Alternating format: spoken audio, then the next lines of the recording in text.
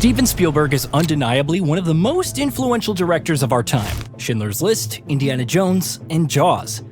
These aren't just films. They're cinematic landmarks cherished by audiences globally and have achieved iconic status over the years. Yet, there's one movie that holds a special place in Spielberg's heart, a film he was once hesitant about ever releasing. The Fabelmans. The 76-year-old Spielberg steps into the shoes of Sammy, a youthful version of himself, taking us on a deeply personal journey that revisits pivotal moments from his past. But why now? Why would he dive into such a personal story after achieving worldwide acclaim and unparalleled success in the industry? Using directors like Iñárritu, Alfonso Cuarón, Paolo Sorrentino, and Spielberg himself as examples, we'll delve into what these introspective films mean to their creators and explore why these films can be seen as a kind of public psychotherapy session. Once, there was an 18-year-old curly-haired young man named Fabietto. Inspired by the warm sun and vast sea near his hometown of Naples, he lived in a large family. Together, they would gather outside the city in a garden overlooking Capri, eat juicy watermelon, tease each other, and often apologize for pranks that went a bit too far. Fabietto soaked in all of the romance of youth surrounded by family. But on a day that was joyous for the entire town, tragedy struck our protagonist. Fabietto's parents tragically died at home due to a gas leak, and he was not home at the time. He was watching a soccer match, and at the very same moment, the famed footballer Maradona scored his legendary Hand of God goal. On one hand, this story paints a portrait of young Fabietto. On the other, it reflects the tragic past of director Paolo Sorrentino. It's also a loosely interpreted autobiography of the talented filmmaker behind masterpieces like The Great Beauty, Youth, and The Young Pope. Movies that have significantly shaped both global cinema and specifically the Italian film industry. The scene in which Fabietto learns about the death of his parents in the hospital closely mirrors what Sorrentino remembers and can never forget. The director has always grappled with his feelings about that day. He survived, while for his parents, it was their last day. Diego Maradona became a real savior for the future director. In return, Sorrentino would go on to feature the soccer legend in almost every one of his films, reminding himself who gave him the chance to engage with art and create his distinctive works. This sentiment inspired the title of his personal movie, The Hand of God, È stata la mano di Dio, referencing the match where Maradona famously scored with his hand, a goal that counted. For the director, Maradona isn't just a soccer player, but a divine figure who paved his artistic journey. Sorrentino truly believes in the significance of saying proper goodbyes to people. If one doesn't get the chance in life, the world of cinema offers a way to manifest that longing. The urge to reflect on the past isn't bound by age. Sorrentino chose to bring his most poignant and, at times, melancholic life chapters to the screen when he turned 50. On the other hand, Steven Spielberg felt that call 26 years later in his life. In The Fabelmans, the young protagonist Sammy has a transformative experience when he steps into a cinema with his family for the first time. Suddenly, he grasps the profound allure of film, both as an audience member and a potential creator.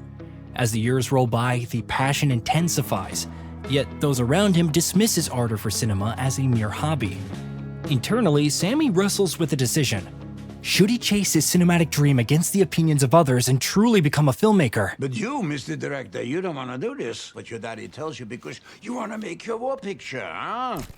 Navigating through school proves challenging, struggling to connect with peers and keeping mostly to himself.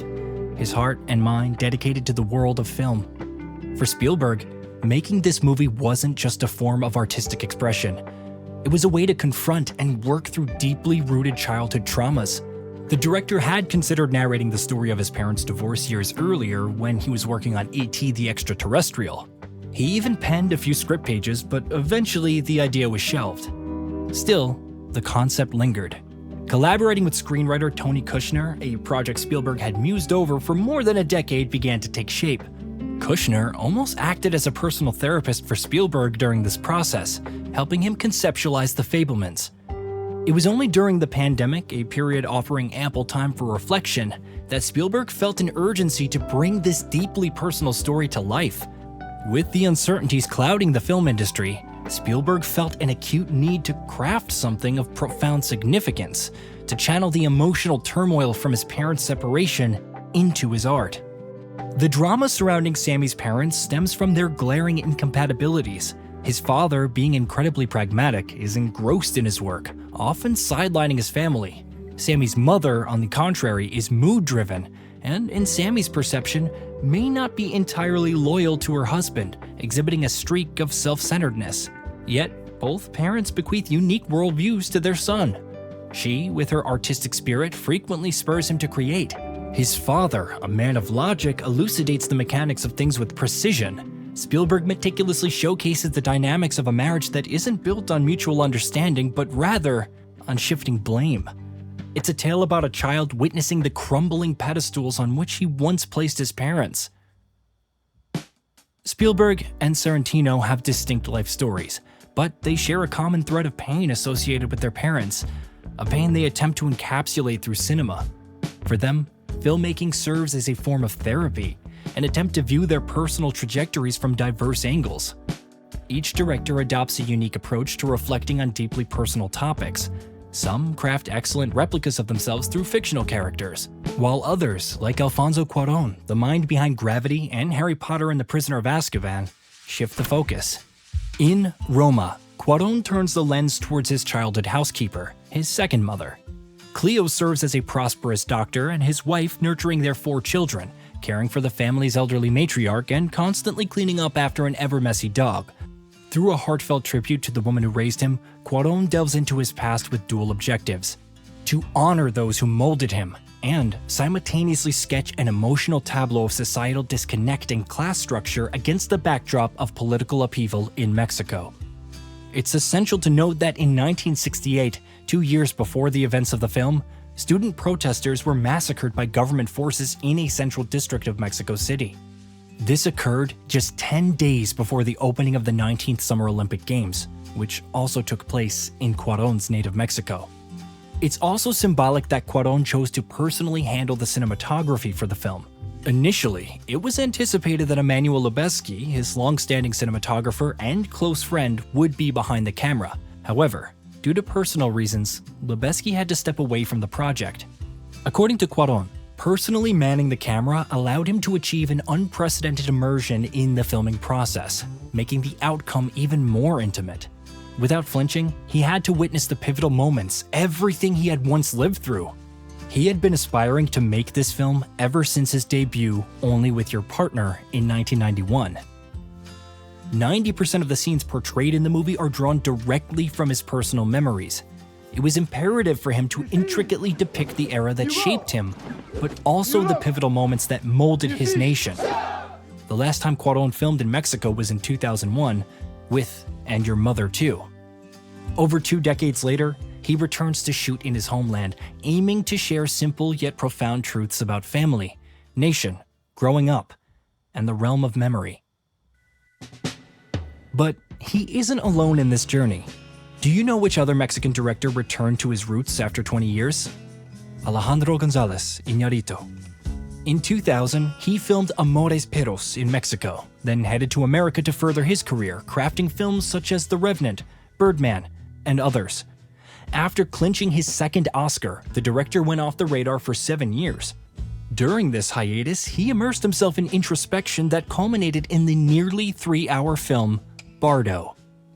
The story follows renowned Mexican documentarian named Silverio Gama, who has been living in America for many years. His current mission? Mentally prep for an upcoming prestigious award ceremony set to take place in Los Angeles. Gama clearly is professionally adrift. Despite the accolade, his recent documentaries don't resonate with audiences, primarily because they seem too self-centered. In Bardo, Iñárritu makes it evident that the protagonist, Silverio Gama, is essentially his own alter ego. The Mexican filmmaker was meticulous in choosing an actor for the lead role, someone who could embody his younger self, complete with long hair and a beard. He chose not to delve deep into his childhood, instead spotlighting an equally significant period in his life when he grappled with a crisis of national identity. While living in America with his family and considering it home, any mention of his native Mexico stirs memories of its culture and traditions, seemingly eroding under the dominance of imperialist America. In his film, Iñárritu metaphorically portrays Mexico's lands being sold off to the company Amazon. Alejandro bears his soul, speaking of the death of a newborn, betrayed ideals, and distrust of his own people. However, he doesn't do this literally, but rather through inventive plot constructs that are heavily laced with surrealism. The more his protagonists suspect he's somehow lived his life wrongly, the more the lines blur between reality and the imagery erupting from his subconscious. Gama is suspended between homeland and foreign land, between the present and the future, reality and visions. Regardless of how audiences and critics might perceive the film, it's primarily Alejandro's cathartic release, his way of pouring out his soul. His Bardo serves as a chronicle of uncertainty, tangled memories brought to the screen in a torrent of endless visuals and metaphors. It can be likened to his personal journal, where he spills all the chaos, experiences, and inner turmoil that reside in his mind. It's not hard to identify the man who served as a muse not only for Iñárritu, but also for Sorrentino. That man is the Italian cinematic legend, Federico Fellini, and his loosely autobiographical masterpiece, 8½. While Iñárritu echoes Fellini with similar surreal images on screen, Sorrentino directly showcases this in his film, where his protagonist is profoundly inspired by him. The film 8½ was crafted back in 1963, several decades ago. This reminds us that directors have always been creating autobiographical films, not because audiences demanded it, but because of the director's own inner need. None of the aforementioned films ranked in significant box office returns, and they didn't need to. They exist beyond the scope of commercial demands. Every director had their own motivation. For Cuarón, Roma was an opportunity to reveal his true self to the world, a content and refined artist who doesn't need the vastness of space or sky-high budgets to strive for perfection. Spielberg aimed to address his younger self, vocalizing through the words of his mother's brother that it's challenging to fully balance family and art. Sorrentino, known for constantly reflecting on eternity through his films, tries to find echoes of immortality in his own youth with The Hand of God. Iñárritu grapples with overcoming a crisis of national identity. In every director's journey, there comes a moment when the past becomes not just a source of inspiration, but something greater, inseparable from them.